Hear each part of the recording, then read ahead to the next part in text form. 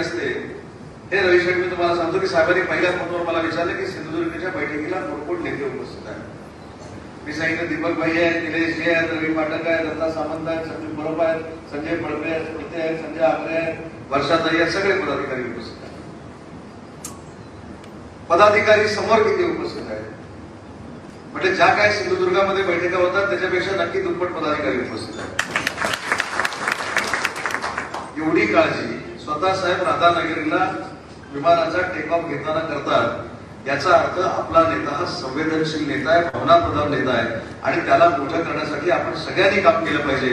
पण अंडरलाईन करतो जे निलेशजींनी सांगितलं की जेवढा त्रास त्यांना कमी होईल त्याची दक्षता आपण सगळ्यांनी मिळून घेतली पाहिजे. आज कदाचित तुम्ही म्हणाल तुला काय, तू राज्याचा उद्योग मंत्री आहेस, तू रत्नागिरी जिल्ह्याचा पालकमंत्री आहेस, निलेशजींनी उल्लेख केला की माझ्याकडे निधीचा पाऊस पडतोय त्याच्यामुळे तुला बोलायला काय. मी सांगतो मी देखील संघटनेत लहानाचा मोठा झालोय. मला देखील संघटनेतल्या प्रत्येक पदाधिकाऱ्याचं दुःख माहिती आहे. प्रत्येक दुःख काय असतं, नेत्यांना बोललं पाहिजे, मंत्र्यांना बोललं पाहिजे, आमदारांना तुमची कामं केली पाहिजे. भविष्यामध्ये आपल्याकडे पदाधिकाऱ्यांचा एवढा संच चांगला आहे की आपण अतिशय चांगल्या पद्धतीनं संयमानं शिवसेना सिंधुदुर्गाच्या प्रत्येक गावाच्या कानाकोपऱ्यामध्ये आपण पोहोचू शकतो. मला असं वाटत होतं की सामंत राजकारणामध्येच आहे, पण सामंत गुरुजी असू शकतात हे आज मी या व्यासपीठावर, पण त्यांची भावना चांगली आहे. त्यांनी मला आता कानामध्ये सांगितलं की एका मतदारसंघामध्ये जर 280 किंवा 290 जर बूथ असतील आणि साहेब आपण सगळ्यांनी मिशन म्हणून तिथे शाखा प्रमुख गट प्रमुख केले आणि या फक्त 300 किंवा 290 लोकांना आपण एक फोन केला, निदान त्यातले 250 लोकांनी जरी 10 माणसं आणली तरी प्रत्येक मतदारसंघामध्ये आपल्या कार्यकर्त्यांची 2500 ची पोस्ट तयार होऊ शकते. ही त्यांची प्रामाणिक कदाचित सांगण्याचे प्रकार वेगवेगळे असतात. कारण मी देखील सिंधुदुर्गातलाच आहे. सिंधुदुर्गातला माणूस हा फणसासारखा असं म्हटलं जातं की वरून गडबडीत जरी असला तरी आतून तो फार गोड आहे. म्हणून मला असं वाटतं की आपण सगळ्यांनी प्रामाणिकपणानं शिवसेनेचा पक्ष हा तळागाळापर्यंत कसा पोहोचेल यासाठी प्रामाणिकपणानं प्रयत्न करणं गरजेचं आहे. विकासाची कामं असतील, जिल्ह्याच्या समित्या असतील, जिल्ह्याचे विशेष कार्यकारी अधिकारी असतील, शासनाच्या कमिट्यांवर जाणारे आपले कोट्यातले पदाधिकारी असतील, ते मी संपर्क म्हणून एकटा पाठवणार नाही तर दीपक भाईंना, निलेशजींना, रवींद्र पाटील साहेबांना आणि सगळ्या शिवसेनेच्या नेते मंडळींना एकत्र बसवून एक मतानं नावावर चर्चा करून ती नावं आम्ही शिंदे साहेबांकडे पाठवणार आहोत. त्याच्यामुळे तिथं देखील माझा तुझा डावा उजवा हे काही येणार नाही. शेवटी आपण आपल्याला जर फसवलं तर आपण ते शिवसेनेच्या नेत्यांना देखील फसवत असतो आणि आपल्याला अनेक लोकांना असं वाटतं की शिंदे साहेबांना काही गोष्टी कळत नाहीत, शिंदे साहेबांना काही गोष्टी माहिती नसतात. मी अनेक वेळा शिंदे साहेबांकडून दौऱ्यात असतो. प्रत्येक जिल्ह्याच्या कार्यकर्त्याला फोन लावून एखाद्या सभेला किती माणसं आली होती, ती कुठच्या मतदारसंघात आली होती, कशा पद्धतीने आली होती याचा सगळा विचार शिंदे साहेब करतात. दिल्लीची परवाचं तुम्हाला एक उदाहरण मी सांगतो. यवतमाळला मी साहेबांबरोबर एका सभेला आभार यात्रेला होतो. प्रचंड गर्दी झाली. 15-20 हजार लोक त्या कार्यक्रमाला उपस्थित होती आणि साहेबांनी सभा संपल्यानंतर मला विचारलं आणि ही सगळी माणसं जी चाललेली आहेत त्यांच्या जेवणाची व्यवस्था आपण केली का. काही मंडळींची जेवणाची व्यवस्था झाली होती, काही मंडळींची जेवणाची व्यवस्था झाली नव्हती. साहेबांनी तिथनं फोन डायरेक्ट पक्षाच्या कार्यालयामध्ये केला आणि पक्षाच्या कार्यालयामध्ये सांगितलं की आता नंतर माझ्या सभेला जर दुपारची मंडळी येणार असतील तर दुपारच्या जेवणाची व्यवस्था झाली पाहिजे, रात्री जर येणार असेल रात्रीच्या जेवणाची व्यवस्था झाली पाहिजे, सकाळी कार्यक्रमाला असेल तर नाश्त्याची व्यवस्था झाली पाहिजे. उपाशी पोटी कुठचाही माझा शिवसैनिक माझ्या सभेला येता कामा नये अशा पद्धतीचे आदेश माननीय आपले मुख्य नेते एकनाथ शिंदे साहेबांनी पक्षाच्या स्तरावर काढले. त्यानंतर किती सभा होतात, कोण जेवलेले येतात, कोण जेवून जातात, कोणाच्या गाड्यांमध्ये पाणी असतं काय नसतं काय हे बघण्याचं देखील भाग्य कधी नेत्यांच्या नशिबी आलं नाही. ते सगळं करण्याचा प्रामाणिकपणाचा प्रयत्न एकनाथ शिंदे साहेब स्वतःच्या स्तरावर करत असतात. आज खासदार डॉक्टर श्रीकांत शिंदे असतील, ते देखील आपल्या सगळ्यांचे संपर्क ठेवून आहेत. मला फक्त पदाधिकाऱ्यांना एकच सूचना करायची की आपण सगळ्यांनी समन्वयानं जर कामकाज करायला सुरुवात केली आणि समोरच्या मित्र पक्षाची देखील समन्वय जर व्यवस्थित पद्धतीने ठेवला तर निलेशजींना तिसरा डोळा उघडण्याची काही आवश्यकता नाही. शेवटी जबाबदार पदाधिकाऱ्यांनी जबाबदारी ओळखून जर प्रामाणिकपणानं काम केलं आणि कशासाठी माझं तर म्हणणं आहे की समोरच्याला कमी लेखून आपण मोठ्यात दाखवण्यापेक्षा आपण शांतपणानं आपला पक्ष वाढवू. जिल्हा परिषदेवर आपला भोगा पडल्यानंतर लक्षात येईल ज्या शांतपणानं शिवसैनिकांनी काम केलं, कोणालाही मनस्ताप दिला नाही, कोणालाही त्रास दिला नाही. शेवटी आपण महायुतीच्या सरकारमध्ये वावरतो. संजयजींनी देखील त्यांची परखड भूमिका या ठिकाणी मांडली. संजयजी, मी तुमच्या मताशी 100% सहमत. शेवटी आम्ही लोकांनी देखील काही धोरणात्मक निर्णय घेतले पाहिजे. आता देखील तुम्हाला असं वाटलं की भाषण संपल्यानंतर दत्ताशेठ सामंत शांत बसले, फक्त तरी मला कान चावायचं बाकी बोलावं. ते मला म्हणाले, तुम्ही काय संघटनेसाठी करणार ते सांगा, नुसतं संपर्क मंत्री नाही, तुम्ही आला आणि निघून गेला असं आम्हाला चालणार नाही. शिवसेनेची संघटना वाढताना तुम्ही देखील आम्हाला वेळ दिला पाहिजे, तरच आम्ही तुम्हाला खारेपाटणच्या इकडे यायला देऊ, असं तरी दम पण आता एखाद्या वेळी चुकून मला डायरेक्ट एअरपोर्टला जायचं असेल, ते देखील जायला मिळणार नाही अशी भूमिका दत्ताशेट्टी घेतली. पण या भावना तुम्ही लक्षात घ्या. आणि व्यासपीठावरच्या सगळ्या मला नेते मंडळींना एक विनंती करायची की आम्हीच नेते नाही, तुम्ही देखील सगळे नेते आहात, पण नेत्यांनी देखील. परवा साहेबांनी दीपकभाई एक चार्ट तयार केला. आपल्याला देखील ते माहिती, आपण देखील त्या बैठकीमध्ये 2-4 वेळा होता.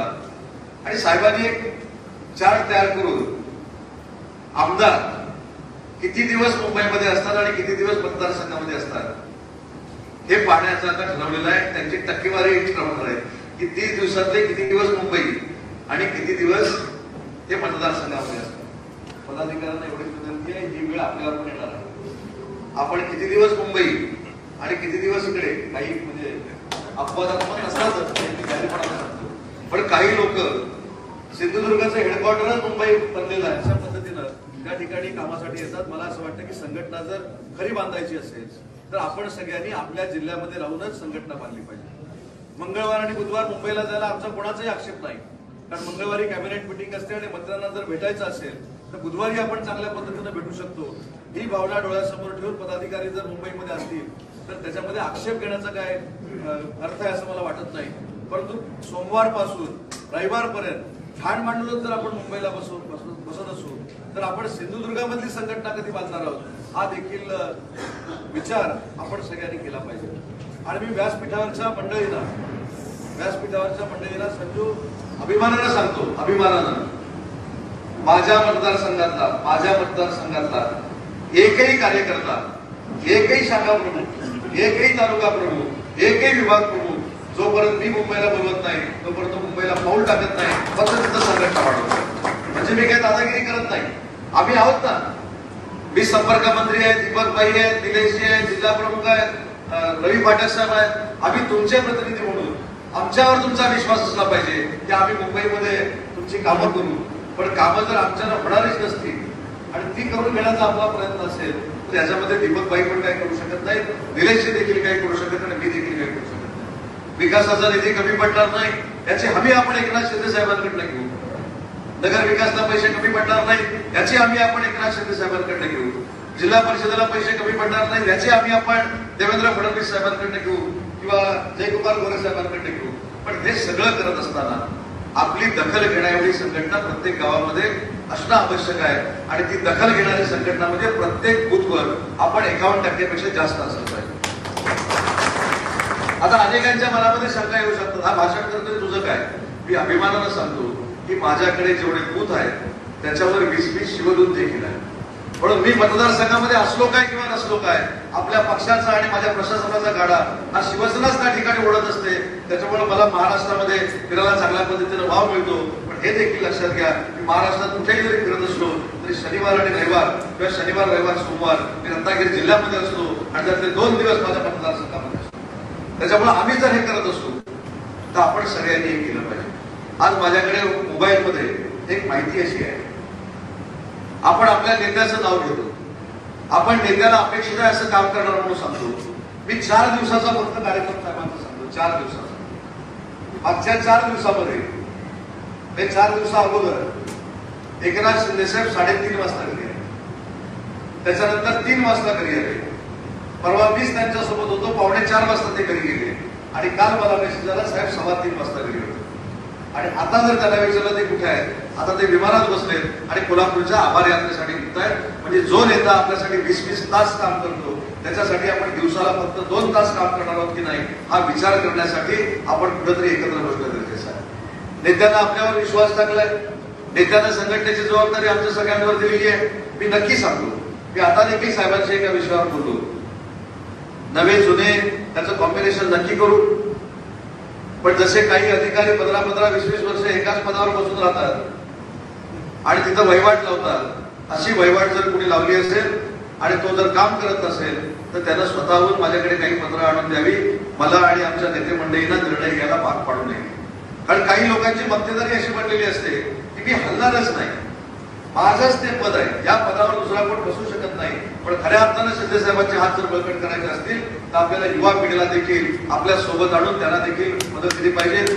महिला भगिनींना देखील आपण सक्रिय केलं पाहिजे. युवती सेना देखील आहे, ती देखील आपण सक्रिय केली पाहिजे.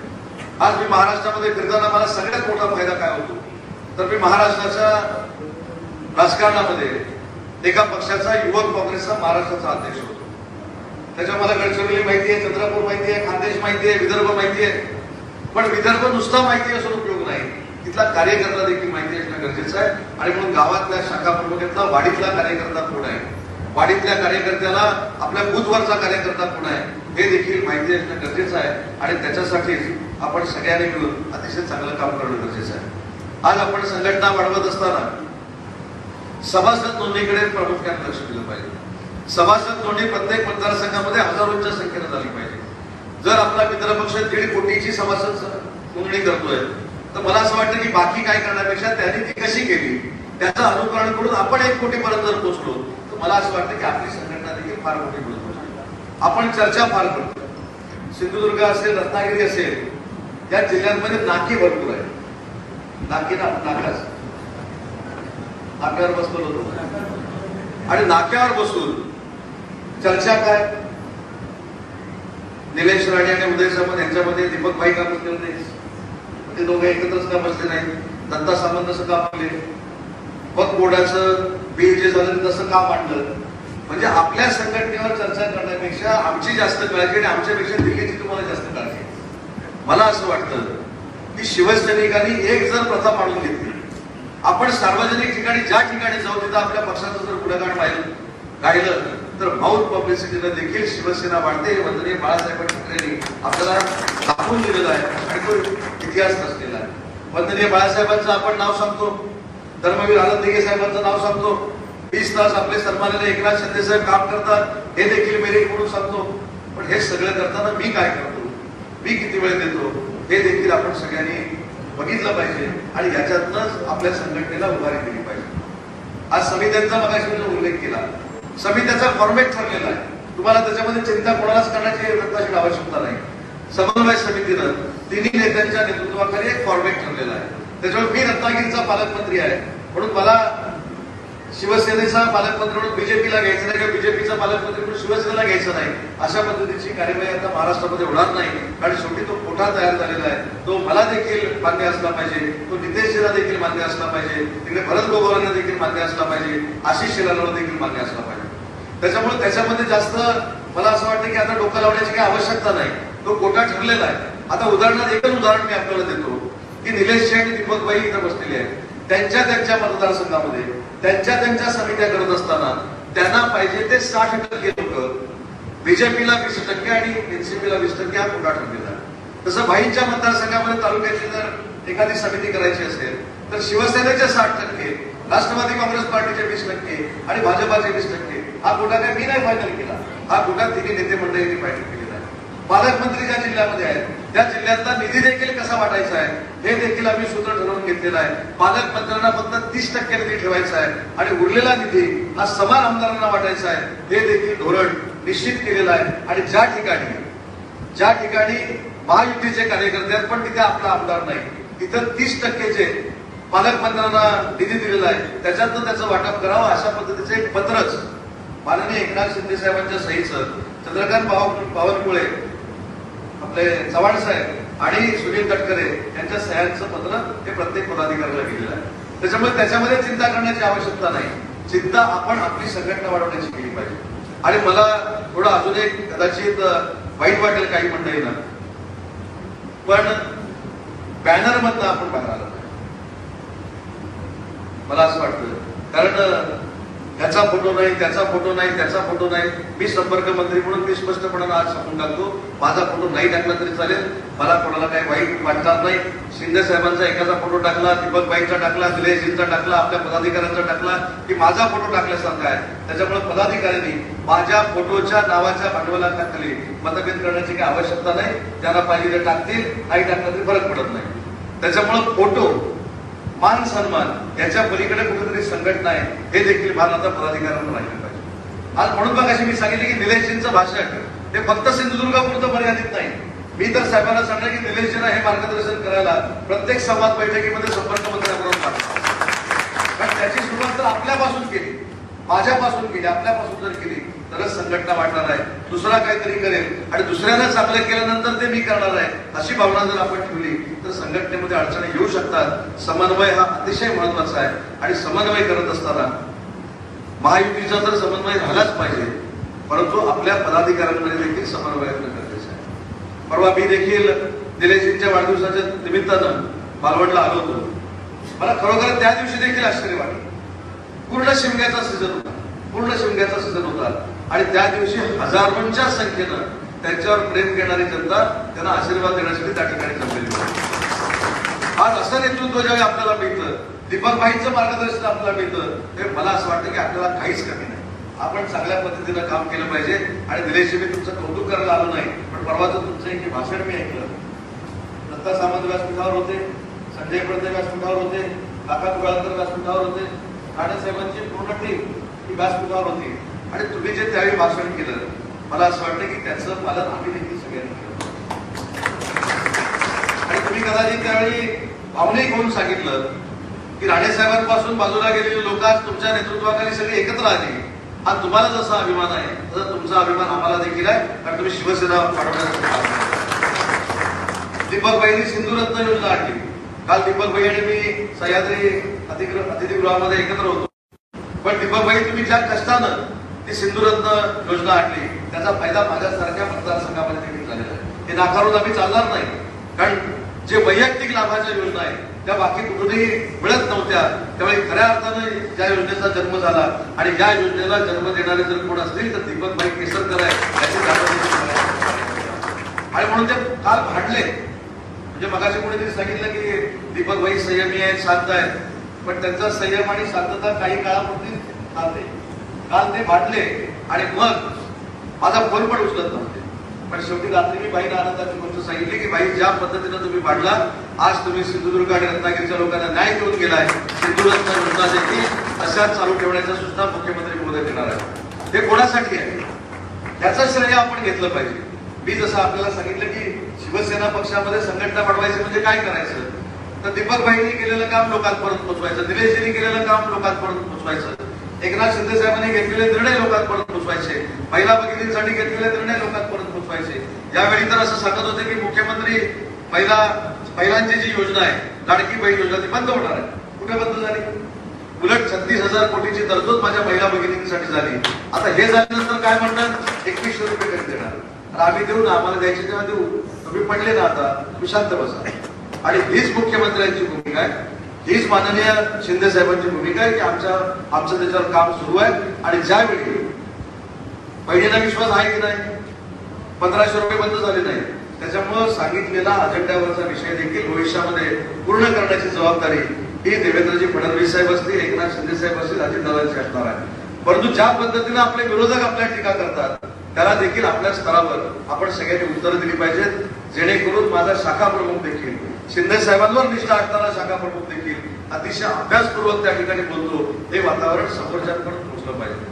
काही लोक मी बघितलंय, काही लोक तर असे महाराष्ट्रामध्ये, दीपक भाई तुम्हाला देखील माहिती आहे, निलेशजी तुम्हाला देखील माहिती आहे, माहिती असतं एवढं, पण असं दाखवणार की सगळ्या दुनियाभरची विद्वत्ता त्यालाच आहे.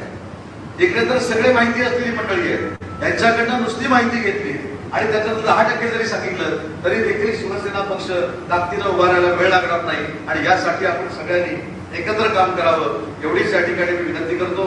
काही कालावधीपूर्वी मी पालकमंत्री होतो, पण पालकमंत्री असताना एक खंत होती, निलेशजी आपण असं कधी बसायचं नाही. पण आज मनामध्ये समाधान आहे की आज संपर्क मंत्री जरी असतो तर दीपकबाईंच्या बाजूला निलेशजी बसलेले आहेत, त्याच्यामुळे आता अजिबात चिंता करण्याची आवश्यकता नाही. आणि दत्ता सामंत माझ्या इकडे बसलेले आहेत, माझ्या उजव्या बाजूला दत्ता सामंत बसलेले आहेत. पण अजून एक मी दत्ता सामंतांचं देखील एक महत्व तुम्हाला सांगतो. मी ज्यावेळी जिल्ह्याचा पालकमंत्री होतो, आता बोलायला काय हरकत नाही तसं संजूकडे पण प्रयत्न केला होता, पण तो पण काही संबंध झाला नाही. दत्ता शेठचा एकदा मी निरोप पाठवला. दत्ता शेठ म्हटलं, दत्ता शेठची एक टॅक्ट होती दिली, तुम्हाला माहित आहे की नाही मला माहित नाही.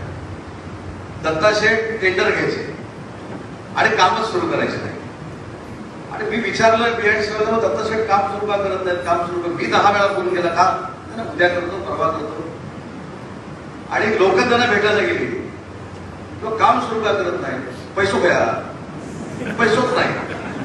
त्याच्यामुळे जेवढी सरकारची बदनामी करता येईल तेवढी दत्ता सामंत घरी बसून करायचं. त्या रस्त्याला पैसे असायचे, वर्कआउट करण्यासाठी असायचे, पण काम करायचं नाही. मी एकदा फोन करून त्यांना सांगितले की तुमची सगळीची बिलं थकलेली आहे, ती काढण्यासाठी प्रयत्न करतो. दिलेशी काही गोष्टी ह्या स्पष्टपणाने सांगितल्या पाहिजेत. आज आपण एक कुटुंब म्हणून काम करतोय. त्या व्यक्तीनं मला सांगितलं, हा प्रयोग राणे साहेबांकडनं मला जर बाजूला काढायचा असेल तर माझं बिल नाही दिलं तरी चालेल, मी ते थांबणार. अशी ताकद आपल्याला मिळालेली आहे, संजू सारखी ताकद आपल्याला मिळालेली आहे. तर जुन्याला नव्याला बरोबर घेऊन बाईंच्या मार्गदर्शनाखाली आणि निलेशजींच्या मार्गदर्शनाखाली या संपूर्ण परिसरामध्ये आपण संघटना उभी केली पाहिजे. त्याची दखल मगाशी निलेशजीने जो उल्लेख केला, समोरचा घेईल. आणि एवढी दखल घेण्या एवढी संघटना किंवा दखल घेण्याच्या पलीकडची संघटना आपण सगळ्यांनी उभी करावी. मी देखील या जिल्ह्यातला असल्यामुळं मला तुम्ही काही काम सांगा, काही काम सांगा म्हणजे चांगलं काम सांगा, ते करायला मी नक्की तयार.